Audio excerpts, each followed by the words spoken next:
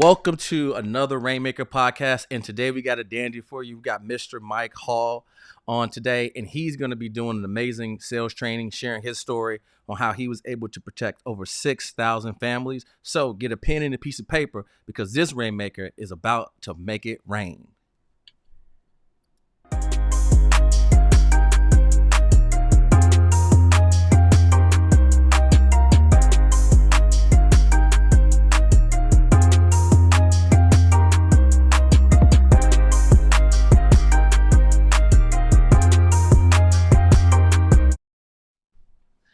Mike, man, it's definitely great to have you on the show. Welcome to the Rainmaker podcast, sir.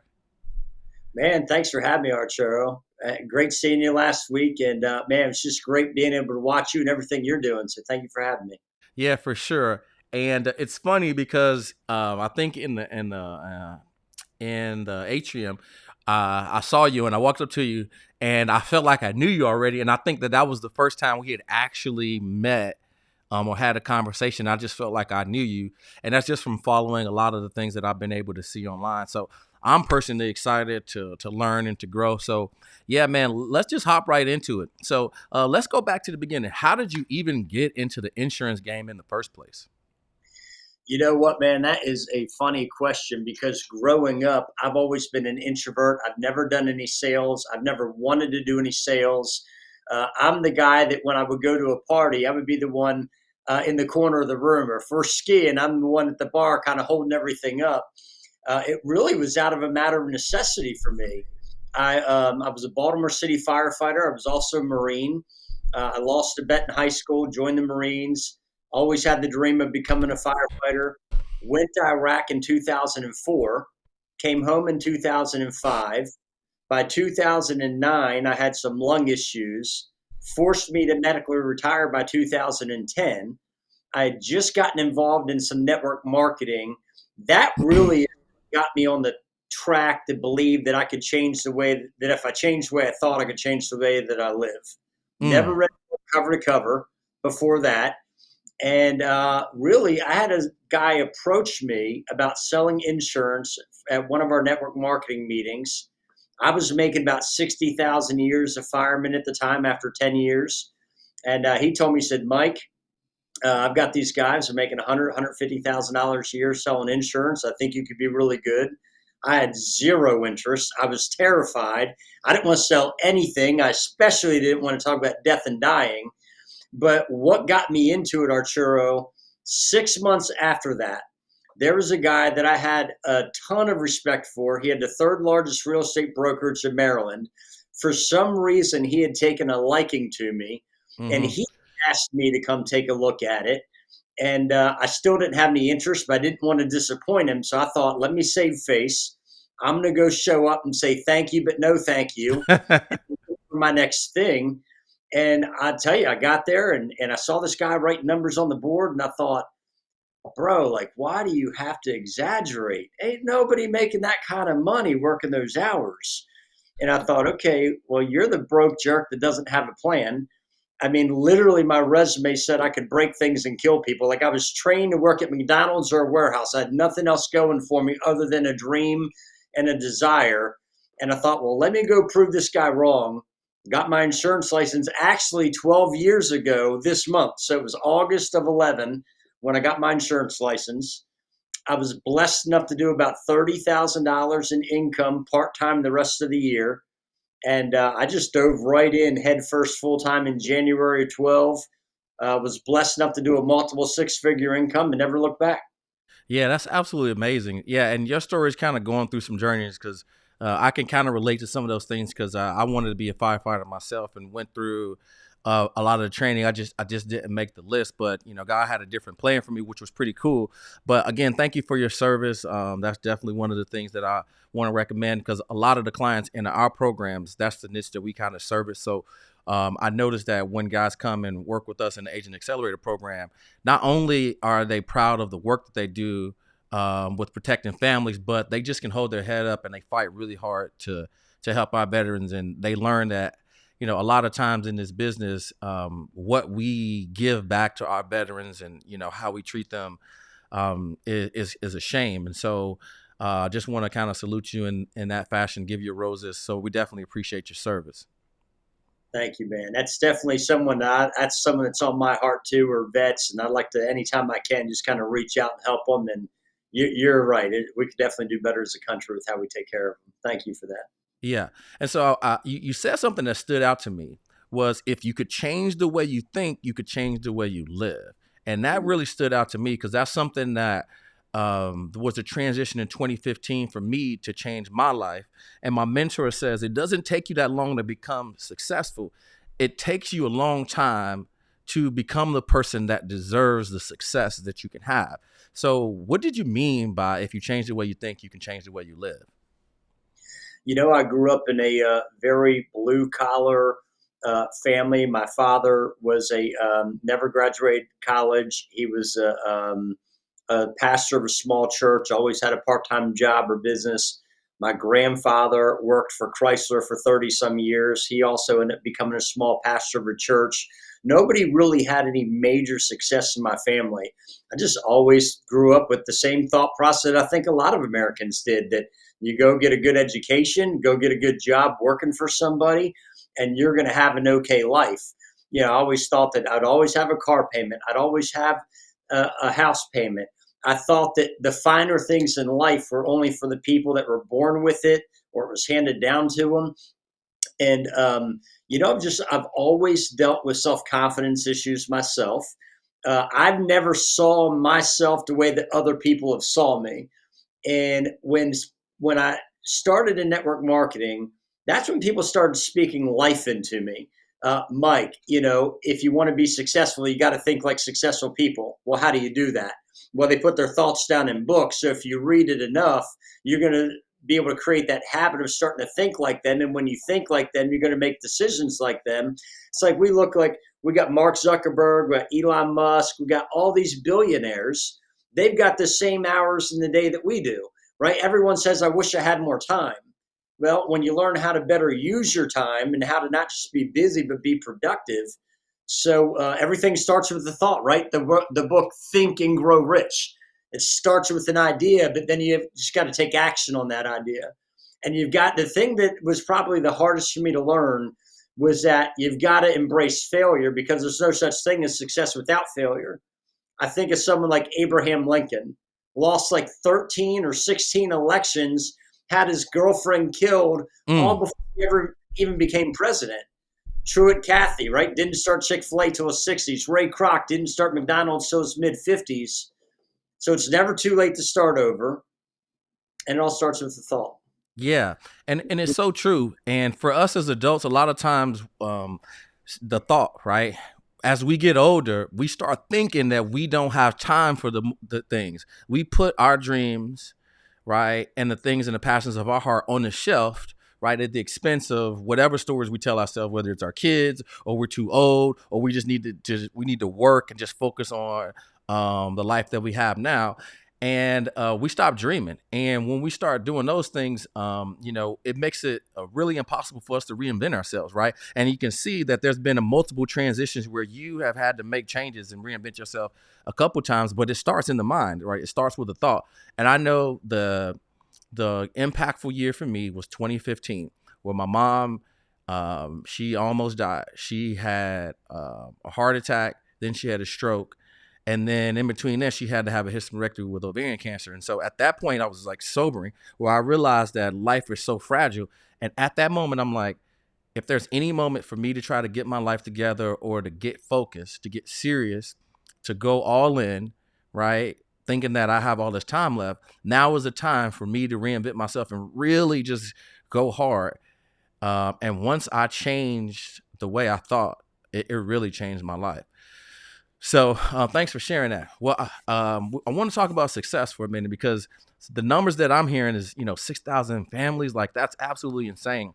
So we definitely want to get into sharing some of that information with the 140,000 agents that'll be able to connect and watch this video. So let's kind of start with what was the first 6 months in the business like for you? How did we get to where we are right now? It was sobering and eye opening. I got into this business thinking that I know a lot of people that have had success. I know just in general in life, I know a lot of people that look good, they speak good, they're likable, people flock to them. And I really got into the business thinking, hey, this is something where I can go connect a few key players and they're going to blow it up and they're going to take me to the top. And that was a pretty sobering thing because I quickly found out that wasn't the way that things were going to work. I quickly found out that if I didn't have the leader I wanted, I had to become the leader that I expected. I had quickly had to figure out that there was no shortcuts to having success, that there's this thing called fight or flight. And when we get backed into a corner, we're naturally either going to cower up and say, woe is me, or we're going to come out swinging. Our body does the same thing. When we go through a stressful physical thing, our body either shuts down or it comes out fighting with our immune system. And so I was that guy that, and I can't point my finger on it. And I've been thinking about this for the last 12 years. What is it that makes someone like me have success when I was not the person that you'd want to hire 12 years ago versus the person that looks like they've got it all together, that's always had everything easy in life, that maybe doesn't succeed in what we're doing. And I can only pinpoint it to one thing. And I've got a dream in my belly that I want to make something out of my name. My name Mm, means I want to affect people. I saw my dad serve people's entire life at the cost of the family, but I want to do it to be able to help the family. But here's the reality: if you took my dream away from me, would anyone really want what's left?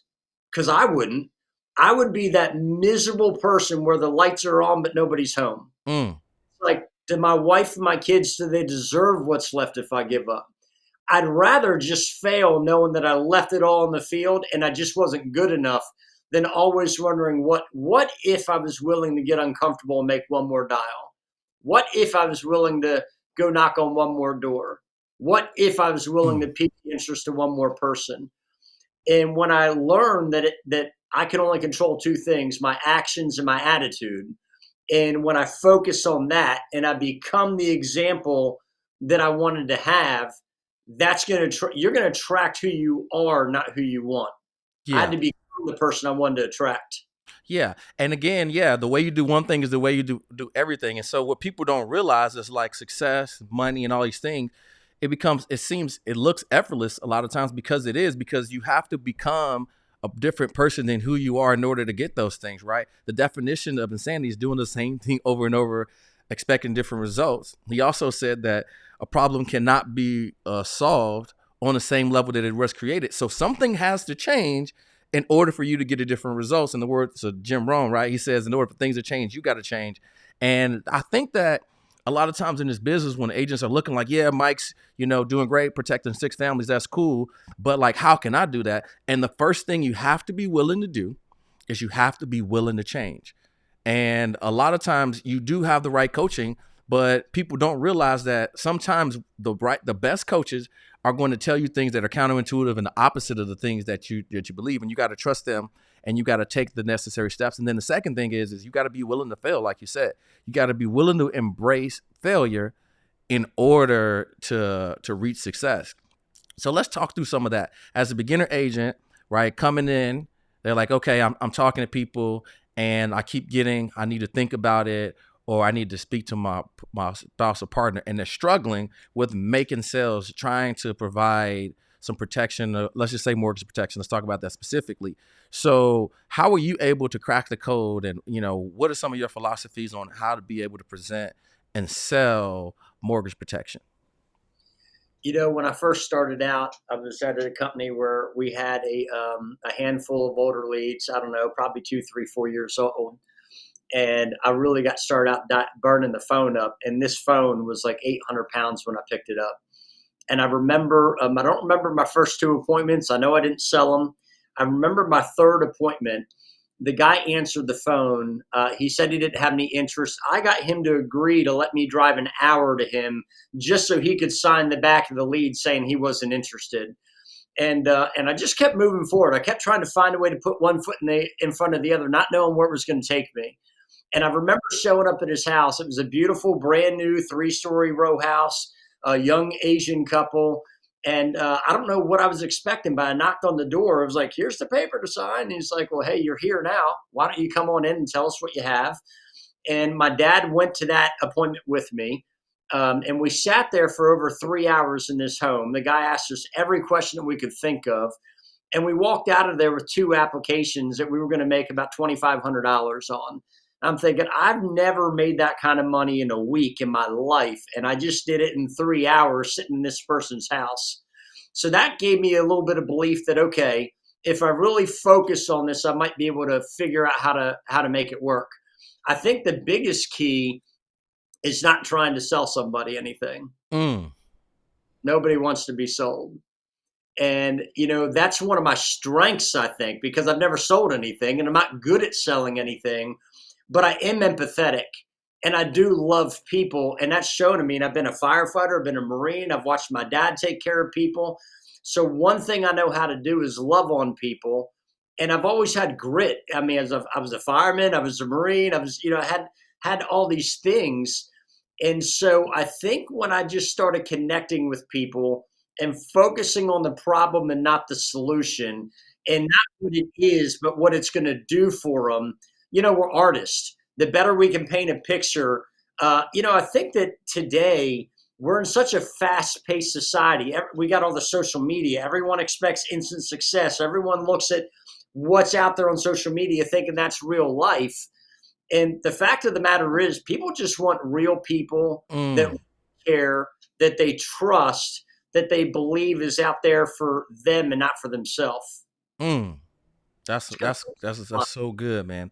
And you know, from what I hearing from that is a lot of times as sales professionals, we go into it focusing on all the things for us, our pieces, our process, right, and our plan, which is all about us. But if we really just kind of shifted that and made it all about the client, we ask them questions, right, so they could come to the realization, right, and we can understand what their problem is and what their desired solution is, that we probably would make more sales. And my grandfather used to always say, that's why God gave you 2 ears and one mouth. And I think a lot of times agents get in there and they do all the talking, right? And then they wonder why they get, I need to think about it, or I need to talk to my partner or spouse, is because the prospect hasn't even told you what it is that they're looking for or what they want. You're just like, oh, well, you filled this out, so I know that you need this. And like, we kind of make a shift in that. So what are a couple philosophies and things that you try to make sure that you cover when you're sitting with a prospect, or whether it's in home or over Zoom or over the phone? What are some key points that you want to make sure that you cover, and principles to making sure that you're helping a family? Yeah, and a lot of it is what you just said, right? I mean, we need to go in and we need to listen. I believe everyone's got a flashing beacon on their forehead that says, "Make me feel special today." People want to hear from their favorite speaker, and that's themselves. And so when you can listen, when you can ask somebody and let them talk, and actually ask them what they're looking for. But I just believe that everybody's good at their core, or at least most people, and I believe that everybody wants to take care of their family. And if we can I don't know that most people, especially when we're talking about mortgage protection, what we're doing with mortgage protection is we're helping people protect the largest asset for middle income America, which is their mortgage. And most people are living paycheck to paycheck. And if they lost their ability to make an income, most people are going to have to foreclose on their house, or they're going to be homeless. And so we just get good at becoming artists and say, Arturo, if something happened to your wife today and she didn't come home today, and she didn't pass away, but she didn't come home, how long are you able to take care of the bills? Are you even able to take care of the bills? Well, Mike, I mean, a lot would have to change, but I could probably figure it out. Well, what if it was the other way around? What if you didn't come home, you didn't pass away, so none of your life insurance pays out, but you didn't pass away, but now you lose your income? Could your family, could your wife and your kids, could they pay the bills just on their own with the way Mm. things? How long are they going to be able to stay in the home? Do they want to stay in the home? Are they going to have to sell the home? If they've got to sell it, how long is it going to take? We look at what's going on in the mortgage industry today. Is it going to sell in a day, a week, or is it going to take a month or 6 months? Are we going to need to change the carpet? Are we going to need to change the paint? And it's not, it's just like, we just highlight a problem that everybody has that most people don't even slow down enough to realize that they have.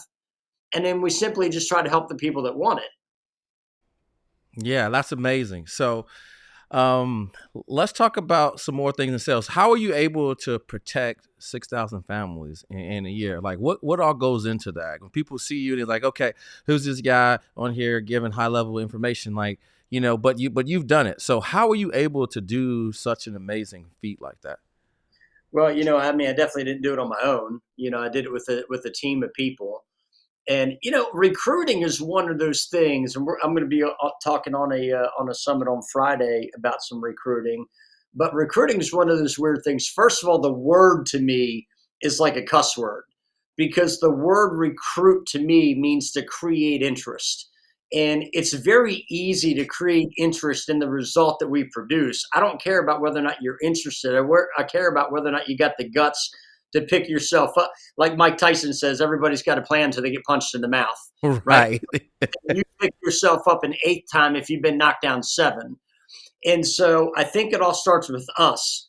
I think it starts with us creating the example. We've got to control the two things that I talked about, our attitude, our actions, and we've got to go out there and become the person that's attractive to where we create the income, we're paying our bills, and then we've got to be open to our surroundings, right? So when I'm out and about, out on the street, if I see someone, like for example, if I'm at a restaurant and I see someone going above and beyond with what they're doing, maybe you're my waiter, and it's like, Arturo, hey man, man, you do a really good job. How long have you been here? Are you on pace? I mean, you must own this place by now, right? Well, what is your plan? Do you keep your options open to other ways of making money? And if you tell me no or you hesitate, I'm on to the next person. Like I'm literally cracking the window just enough to see if you're going to rip it open. But human nature is to do the opposite of what. So if you're pushing somebody, they're going to run. What does an animal do in the wild? If they run, it gets something chases it, right? So if you chase after a recruit, if you try to convince someone to do this, you might be able to convince people to do it, but they're doing it for a couple of reasons. One, because they don't want to disappoint you. Two, because they like you and they want to be a part of a winning team or someone successful. But do they really want it? Success takes sacrifice. I'm not good enough to tell you what you should be willing to sacrifice for you and your family. So I've got to create the example. I've got to lead by example, and I've got to keep my eye open, looking for people, not that tell me with their mouth, but that tell me with their actions that they want what I have. And Mm, over time, when we teach people to do the same thing, we're not recruiting down. We're not looking for people that we have influence over to do what we say, but we're looking for people that have our ambition level or higher. And when you do that, it doesn't take a whole lot of people to blow it up. yeah, for sure. So on the recruiting side, that's a good point, and I'm glad that you mentioned that because I feel like this industry is looking for more leaders, more people to step up. And so, what impact has your dad and being a firefighter, being in the Marine Corps, allowed you to become a better leader to then attract other people who are looking to become leaders themselves? Well, you know what? I mean, I'm no stranger to dealing with people. I've dealt with people my entire life. I'm no stranger to sacrifice. I'm no stranger to hard times. I'm the oldest of five kids. I don't want to say that we were poor, but I don't ever remember having memories of getting brand new clothes or new shoes. Even that were hand me downs from friends. And you know what? There's something that God put in me that I can't put my finger on. I said this, I said this on a podcast recently. I'm not sure if it's something I read or something I saw, but it said that some people are blessed enough to find something that they love to do, and therefore they never have to work a day in their life. But others of us are called to do something, and I feel like I'm called to do this. Like, what else am I going to do with my life? Where else can we go where we can make the impact that we can make in other people's lives, and we still have the ability to have the time freedom that we have, and to have the amount of income that we can have if we're willing to work for it. Here's another thing: the craziest things come out of this business. I moved to Indiana 6 years ago to be able to come before COVID, be able to come out here and grow my company. And when I came out here, I said, okay, I'm not going to be an undercover agent. I need to go out there and I need to let everybody know why I'm here. And so I made a commitment to myself that every client that I sat down with, I was going to let them know that there was an opportunity. Well, I had this Nigerian couple that I met with, one of my very first couples that I met when I came to Indiana, and they weren't making much money at all. Between the two of them, they were bringing home like $300 a week in full time income. At the time, we were letting people know that we could hire them in part time to make about $1,100 a week. Well, Mm. there's no way that I could tell her that they weren't even making that a month. I mean, or barely a month. It would have blown them out of the water. But I thought, okay, I made a commitment to myself. I'm gonna do it. So I opened up my mouth as I'm leaving. I said, Emma, I know that you're not looking for anything, but my company's looking to hire a few people just like you. Who do you know that would be open to working part time that might want to earn an extra $500 a month? Right. It was like $500 a month. Are you kidding me? So I got her licensed through getting to know her. She found out that my dad and I were part of that. We have some nonprofits and we were part of some nonprofits. And she said, hey, look, I'm going to Nigeria. I go there every June. I'd love for you to be part of my planning committee, help me kind of get things together. Well, long story short, Arturo, she goes to Nigeria, comes back a month later. She's showing me all these pictures. And she said, Mike, my heart is broken. Mm. I said, why? She said, witchcraft is so bad in my country that when things happen, they just throw their kids like 3, 4, 5, 6 years old. They throw them out on the street and let them fend for themselves. And I'm thinking, like, I'm in my broken mind, like, I'm just trying to survive and take care of my family Right. and figure out how to have success in business. Mm. I tried to get rid of her, right? I tried in a kind way. I was like, I don't know, Emma. Like, go figure it out and let me know when you come up with a solution. The next day, she comes back and says, "Hey, look, I found a house that we can rent for $1,500 for the year." It's like, okay, I don't know what we're going to do with it, but I can handle that. Next, Mm. I said, okay, we need to dig a well. It's going to be $800. Long story short, today we've got a children's shelter that opened up completely out Wow. of simply because I had the guts to open my mouth to her to follow through on a commitment that I made. Today, Arturo, we've got 26 kids in there. We've got 7 full-time staff members. We take care of everything from their education to their clothes to their food to their health care to their transportation. So I don't know where this thing's going. I don't know where God's taking me on this journey. I don't know where this business is going. All I know is I just have to continue to put one foot in front of the other. I don't have to have it all figured out. If you're in this business or any business, you're going to want to quit many, many, many, many times. And just like an alcoholic that's on the 12-step program, right, where they say, look, I don't know if I'm ever going to drink again, but it's not going to be today. I don't know if I'm ever going to quit, but it's not going to be today. And just follow through because the 12-week year book says this. It says we've all got two lives, the life we're living and the life we're capable of living. One of my biggest fears in life is not figuring out what that other life is, the life that I'm capable of living. Everything in life is about the dash. What effect do we make from the time that we're born to the time that we pass away? And what impact can we make? All this stuff, we can't take any of that with us. But if we can make an impact in another life like ours and we can influence the trajectory of someone else's future for their family, that's what drives me and it's what I look for in other people. Yeah, man. Oh, man. So much gold in there. Mike, you are making it rain today. I told you guys this was going to be absolutely amazing. And one last thing that you said that stood out to me is like, so I just turned 40 this year. And now I've realized that like my time is so much more meaningful, just from a span like, 80 years being the average lifespan, about 76. I realize I'm halfway through. So everything that I do from now on is with a sense of purpose and urgency, whether it's impact, whether it's legacy, whether it's sharing a smile with a stranger, right? Introducing myself, like all of these things I'm very intentional about because my time here just means so much more to me now with the ceiling I have, but I also had this burning desire just to share my message that if I could just change one person, doesn't matter if they want to do business with me or anything, just making sure that I have an impact on every person that I come into encounter with. That's been my mission since 2015, and so thanks, man, for sharing all of that. Well, this podcast has been absolutely amazing. I'm just curious. Trustworthy, right? I think that's one of the part of the name of your agency. Where did you come up with that? Or like, can you tell me a little bit about what that means? Great question. Back in the day, my dad had a small home improvement company, and it was called Trustworthy Home Improvement. And I don't want to say I had an entrepreneur spirit, but I started cutting grass when I was younger, kind of grew that. One of the things about firemen, they've always got a part-time business or a part-time job. And so I named that Trustworthy Lawn Care. We ended up merging the two together. And then, so it just happened to be the natural progression when we got into financial services. That, hey, why not go with the name Trustworthy? So my dad and I started out as partners in this, and as things kind of evolved, he became more of a grandfather, and I kind of took the role in the business. But so that's how it started out. And I'll tell you, even though there were several years that he wasn't a part of the business, now he's back on my staff.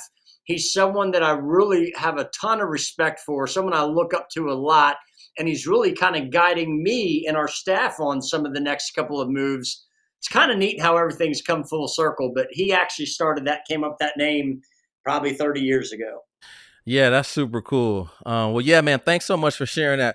Well, if you're an agent and you're listening to this, or somebody that is, looking for another opportunity, and you're looking for somebody that's trustworthy, Mike, how can they reach out to you if they want to? They see you and they're like, man, Mike's story is amazing, and I just want to get some more information, or I just want to get in proximity to pick up what you're putting down. How can people get in contact with you?